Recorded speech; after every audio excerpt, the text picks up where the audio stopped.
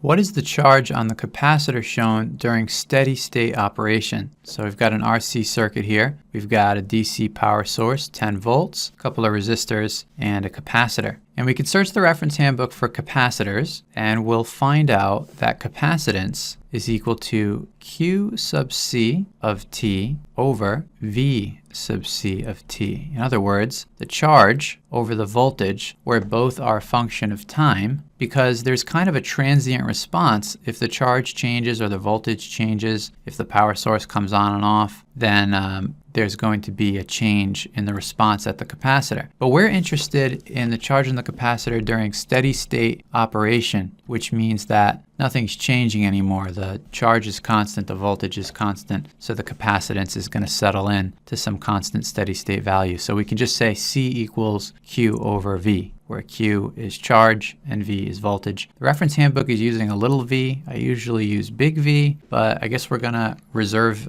the big V for the unit's voltage and use a smaller v for the parameter or the variable voltage. Not sure I'll be able to stick to that, but I'll at least try to mention it here in this problem. So if we're interested in finding the charge, that's Q, and we know the voltage, the DC voltage here, and we know the capacitance is 5 microfarad. So we just got to get Q by itself, and we're on our way. Q is going to be C times V, and the capacitance is 5 microfarad, so we can write that as 5 times 10 to the negative 6 farad, which just has the letter F, times the voltage, which is 10 volts, and that's going to give us 5 times 10 to the minus 5 farad times volt. And you may be a little bit nervous about going ahead and choosing A, because those aren't exactly the units. We wanted units of coulombs, which is a measure of charge, but that does turn out to be farad times volt equals coulomb, so you're okay. The way to remember that, and I'll be honest, I didn't remember this myself, but maybe now we both will. 1 volt equals a coulomb per farad. So if you can remember that little fact, then you can make that substitution here, and you can say times, instead of volt, you say coulomb per farad.